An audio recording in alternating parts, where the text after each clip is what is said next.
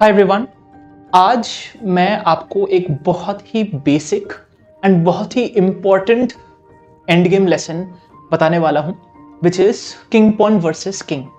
तो ये बहुत सारे गेम्स में आते हैं, even at top level GM tournaments में भी मैंने देखा है कि ये पर्टिकुलर जो स्ट्रक्चर है ये आते हैं। Instead of let's say king in 1 pawn, there can be king on 3 pawns versus king and 2 pawns, but at the end of the day it always translates down to this particular concept here, जो आज मैं आपके साथ share करने वाला हूं। तो please ये वीडियो पूरा देखिए and also like try to remember all the concepts that I will be sharing here. It is very very important for king pawn end games, and ये आपके end game के जो skills है, end game के जो expertise है, उसको और बहुत ज्यादा बेहतर बना सकते हैं। So let's dive deep into it. So ये पोजीशन पे आपको दिख रहा है व्हाइट के पास किंग है E3 में, पॉन है E2 में एंड ब्लैक के पास किंग है E5 में। Before we start, here are few important things जो हमें ध्यान में रखना है, right, like regarding this particular position. First of all, ये पॉन जो है ये E फाइल पे है, right, it is not on the A file और on the H file. Now आप बोलोगे सर ये इतना इंपॉर्टेंट क्यों है, दिख तो रहे E फाइल पे ही है, ठीक है, A फाइल पे नहीं है, H फाइल पे नहीं है। What is the significance of this? The significance is that generally अगर रुक फाइल्स जिसको हम बोलते हैं A file and H file, उसमें अगर पॉन होता, ठीक है, तो उसको प्रमोट करना without a draw is a bit difficult, right.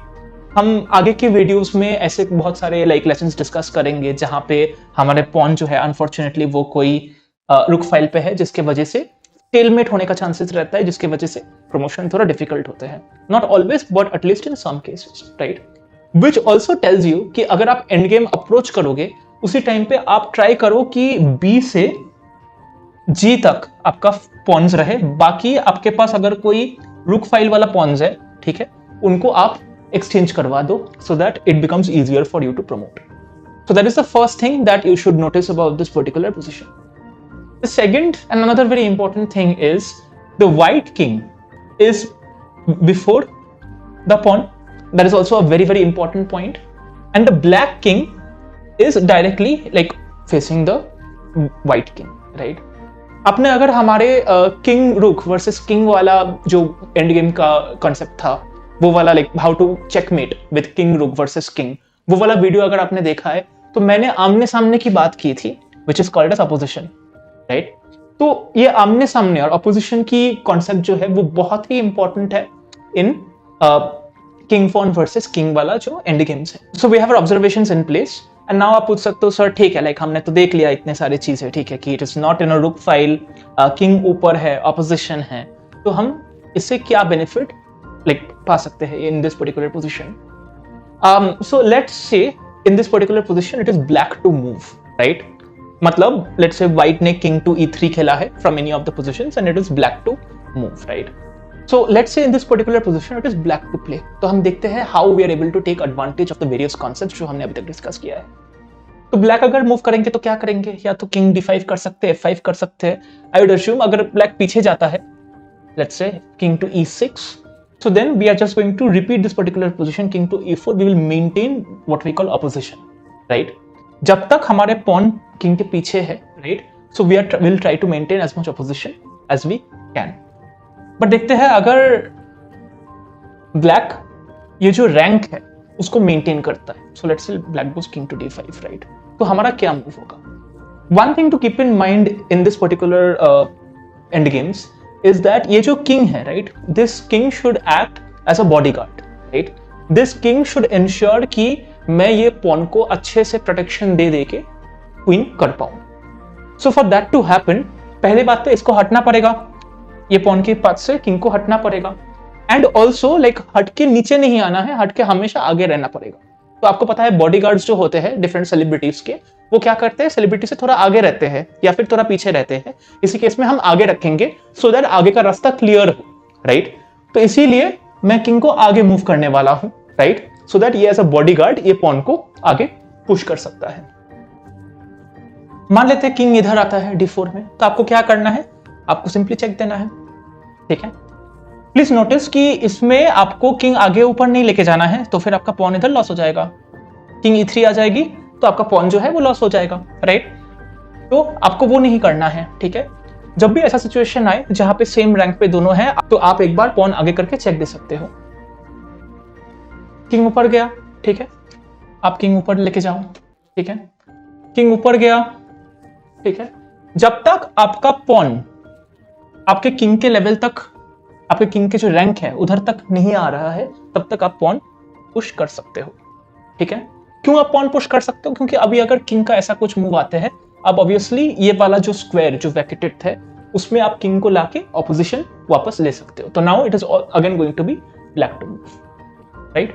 तो ब्लैक मान लो ऐसे कुछ करते हैं, व्हाइट किंग वापस लेके आते हैं इधर, ब्लैक ऐसे कुछ करते हैं, ठीक है, व्हाइट पॉन आगे मूव करता है, ब्लैक ऐसे कुछ करते हैं, ठीक है। अभी आपके पास चॉइस है। अभी भी मैं डेफिनेटली रेकमेंड करूंगा as practice, this is winning, e6 check is winning in this position. But आप ऐसा हैबिट बना लो कि आपको सेम रैंक पे पॉन और किंग को जनरली नहीं रखना है अंटिल अनलेस वो क्वीन हो रहा है या फिर आपको श्योर शॉट दिख रहा है।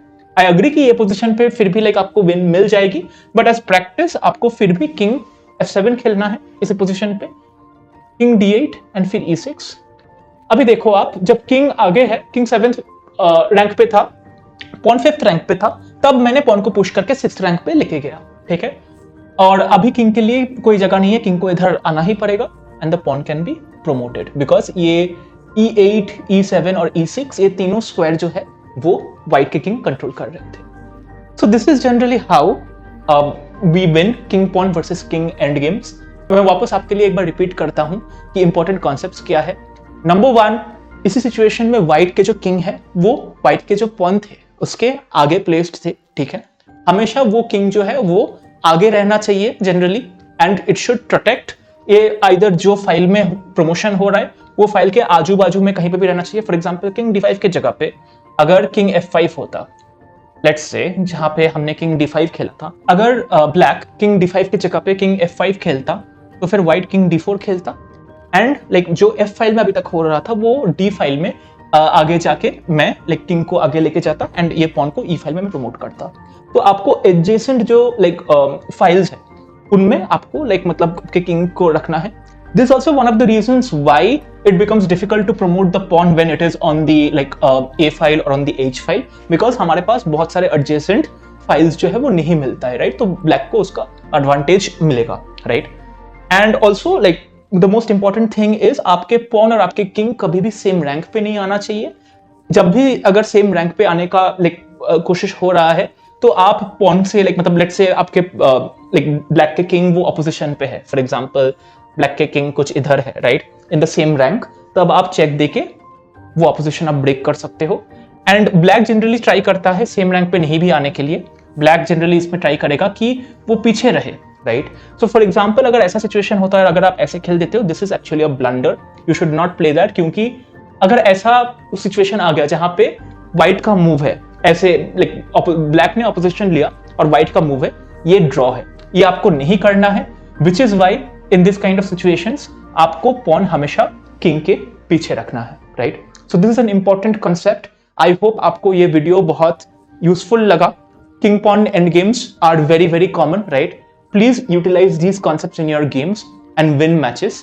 प्लीज हमें बताइए इन द कमेंट सेक्शन अगर आपको कोई भी क्वेश्चंस या कंसर्न्स है या फिर आपको और कोई ऐसे लेसन्स आगे की वीडियोस में चाहिए। I will definitely try to prepare those. Thank you so much and have a great day. तो अगर आपको ये वीडियो यूजफुल लगा तो please like, share and subscribe to this particular channel. अगर आपको पसंद नहीं भी आया तो हमें डेफिनेटली बताइए कमेंट सेक्शन पे क्या पसंद नहीं आया या फिर क्या हम इंप्रूव कर सकते हैं। We'll come back with more such interesting and useful endgame concepts. Till that time, play more chess games and let us know what concepts would be really helpful for you. Thank you.